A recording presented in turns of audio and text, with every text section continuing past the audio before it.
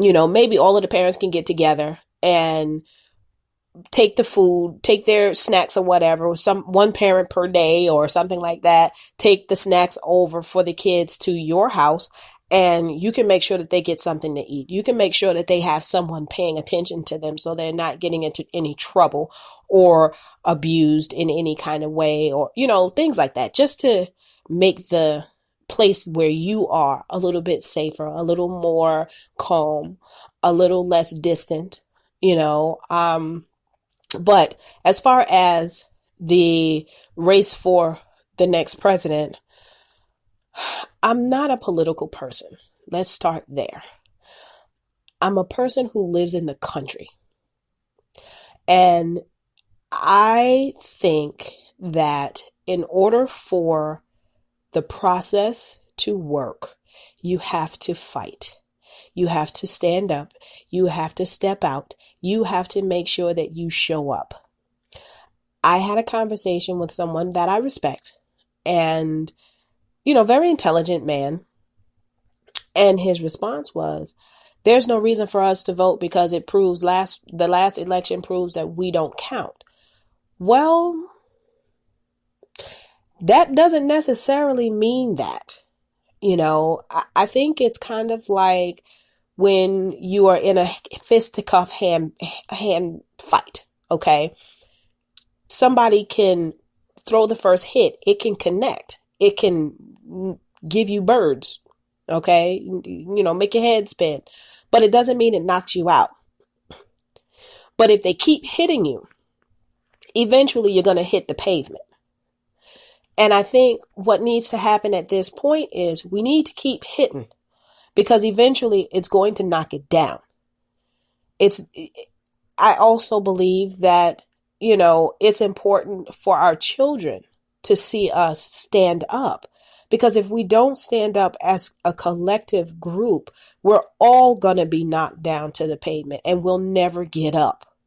So I think it's a disservice to not get out and put your voice in the bucket or behind the microphone or in the neighborhood or, however you see it. It's a disservice to those who lost their lives fighting for this for us. And these are people who never knew us, knew they would never know us, but they knew that they had a duty to make sure that we were given this privilege. Because remember, voting as anyone other than a Caucasian, you're not actually, that's not a right. It's a privilege. And they have to sign that into law every couple of years, the president. So can you imagine having this president be the person responsible for signing over saying that we're allowed to vote? You already know that privilege is going to be revoked. I think that we all should use our common sense. I think that we all should not deal emotionally. I think that we all should really just have conversations amongst each other and pick each other's brains, things like that, and see what the real needs are and what is actually feasible. Because remember, nobody can fix everything. There's not one person that will walk this planet at this point after Jesus that can fix all of the problems. But what they can do is set it in motion to help us fix our own problems, which is another topic that came in, which is, really self-support. There's been things on the news, or rather in social media, about hair and being able to obtain a job if you have certain hair, i.e. dreadlocks, i.e. natural curly hair, or anything that looks ethnic. If you wear the head wraps that, I don't want to say it wrong, so I'm just going to say the head wraps that certain people wear, like Muslims wear their hair covered, things like that. Now, let's think about it. We have super, super duper duper intelligent people in all cultures, all races, all ethnicities, all religions, correct? So how about instead of going to one group, excuse me, for everything, how about we start pooling our money and putting it into our own communities and building our own businesses and corporations and starting it that way so that we don't have to ask to be who we are. We don't have to conform to be what someone else wants us to be in order for them to feel safe with us around. Because guess what? If you give in once, you'll never be able to not give in. So what's wrong with getting together and saying, okay, you're a single mom, I'm a single mom, we're both struggling to pay our bills. How about we go rent one house, put all of our kids in there and raise these kids and split the cost. That way I have money, you have money. If anything happens, we can cover it. If we want to go on a vacation, we can do so. When the kids' birthdays come up, we got it covered. Why not do that? There are cultures that do that, and for some reason, these cultures are always put down and looked down on. But guess what? They are thriving. Okay. People are trying to figure out what happened with the Latino community, how they came here, or rather they were always here in my opinion, but you saw an influx of migration into the country. And yes, they clean the bathrooms, they watch your kids, they go to school, they become really prominent, great pillars of the community. I don't care what anybody says. It's nothing wrong with cleaning a bathroom. It's nothing wrong with taking care of children. That is a valued skill because trust me, not everybody knows how to do it. But when they go home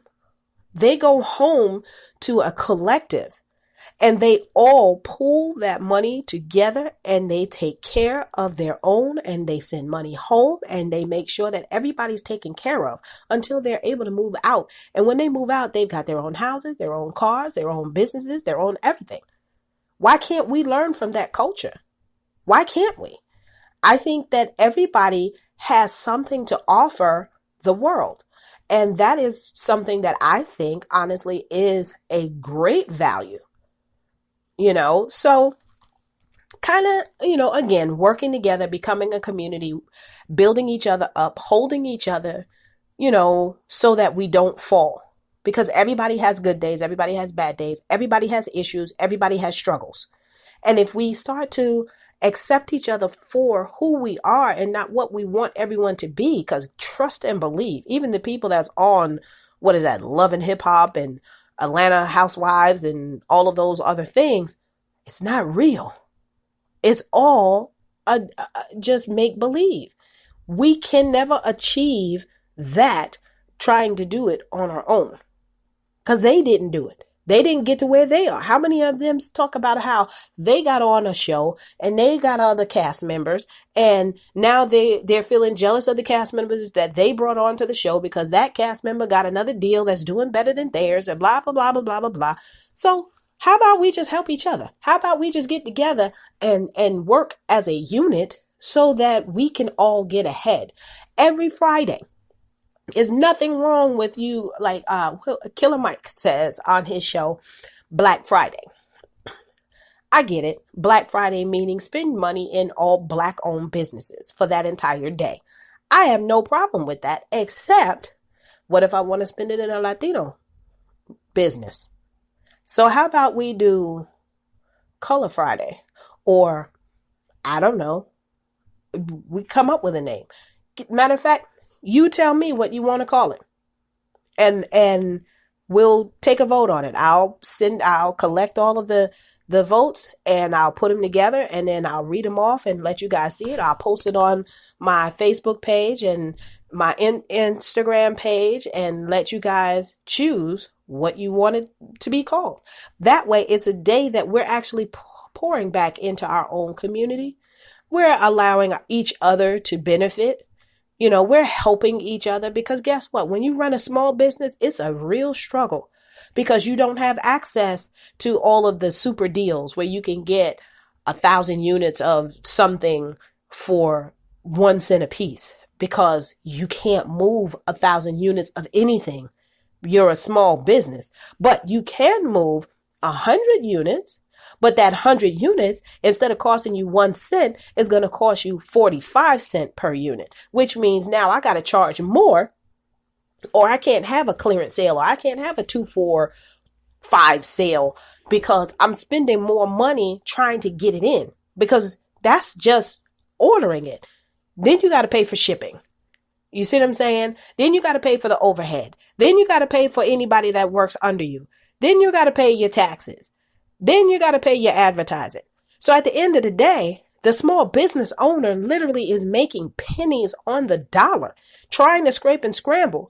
So yeah, the service isn't going to be top notch all the time because they're scrambling, trying to make it work. But if you support them, the more you support them, the more of a leg up they have, the better their service is going to be. Because guess what? If I walk into a mom and pop store, they know my name. If I walk into Walmart or Target, I'm just another face. There's a difference. There's a really big difference. If I work for a mom and pop business and I need help getting something done, I know I can go to the owner and say, hey, I'm struggling. Can you help me? If I work for Walmart or Target or even GE, or who's another one? Georgia Power, it doesn't matter. They're not giving me anything. They're not helping me do anything, because guess what? I signed up for whatever they're paying me. And if I can't make whatever they're paying me work, I'm out of there. It don't matter. I can be homeless as long as I show up for work and give them my 40 and bend over backwards and let them mistreat me and let them tell me when I can eat, when I can go to the bathroom, when I can speak, what I'd have to wear, what I can't wear, and everything else. But if I work at a mom and pop's location, I have the ability to feel comfortable, because I know that I can walk up to the owner and say, hey, let's have a conversation. Hey, how can we make this work better? Hey, whatever. So support the small business. That's what it is. Small Business Fridays. Support the small businesses. I'm just throwing that out there, but that's my vote. Small Business Fridays. Do something for us. Support a small business, even if it's somebody on Facebook that's selling, what is it? What's the stuff they sell? The weight loss tea. Order some. I know you know somebody that's struggling with weight loss, because everybody's struggling with weight loss somehow, some way, or at least we know someone who is. Give it to them as a trial and say, hey, I bought this. Want to know if you want to try it. If you try it, here's the information. Become a supporter of this small business. It's not that bad. It's not that big a deal either. Because 9 out of 10 times you're not spending more than $20. And if you don't have $20, go in halves with somebody. Let's order this. But do something with a small business. Something with a small business every Friday. Every Friday. Let's do that. Now again, my email address is LoeFortunate, LOE, the number 4, the word tune, TUNE, the number 8, @gmail.com. That is LOE4TUNE 8 @gmail.com. You can find me at Living Our Best Life on Instagram and Facebook. You can also find me personally. You can support my page, Loe Barber, on Facebook and Instagram. Barber, not Barbara. BARBER, like the barbershop. Loe, LOE, of course. And, talk to me. Give me some ideas. Tell me what you think about the topics that we spoke about today. And, let's have some dialogue. So I'm going to take another quick break and let you hear some more music, and then we're going to close out the show. All right, here we go.